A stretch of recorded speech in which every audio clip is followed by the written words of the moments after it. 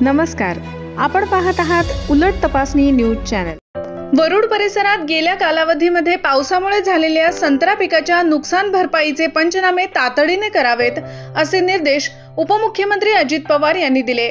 वरुड तालुक्यातील नवासा पारडी येथील ज्ञानेश्वर मोघे यांच्या शेतातील संत्रा पिकाच्या नुकसानीची पाहणी श्री पवार यांनी केली।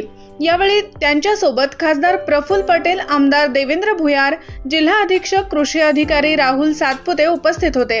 वरुड परिसरात गेल्या कालावधीमध्ये पावसामुळे संत्रा पिकाचे नुकसान होत आहे। सततच्या पावसामुळे संत्रा बहाराचे नुकसान होत आहे। यामुळे शेतकऱ्यांचे मोठे नुकसान होत आहे। या नुकसानीची तातडीने पंचनामे करण्यात यावे आणि शेतकऱ्यांना विम्याची मदत मिळावी यासाठी सहानुभूतीपूर्वक विचार करावा अशा सूचना दूरध्वनीद्वारे जिल्हाधिकारी आणि विभागीय आयुक्त यांना दिल्या। पहिल्या टप्प्यातील पंचनामे झाले असले तरी शेतकऱ्यांचे जादा होत असलेले नुकसान पाहता दुसऱ्या टप्प्यातही पंचनामे करून तातडीने मंत्रालय स्तरावर सादर करण्यात यावे। शेतकऱ्यांना मिळणारी मदत मिळवून देण्यासाठी योग्य ते सहकार्य केले जाईल असे आश्वासनही त्यांनी शेतकऱ्यांना दिले। यावेळी श्री पवार यांनी संत्रा पिकाबाबत माहिती घेतली।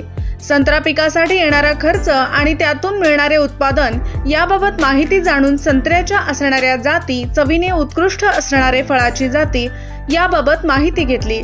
तसेच शेतकऱ्यांनी जनावरांसाठी हिरवा चारा उत्पादन घेण्यासाठी पुढे येण्याचे आवाहन केले। मनीष गुडदे, उलट तपासणी न्यूज, वरुड, अमरावती।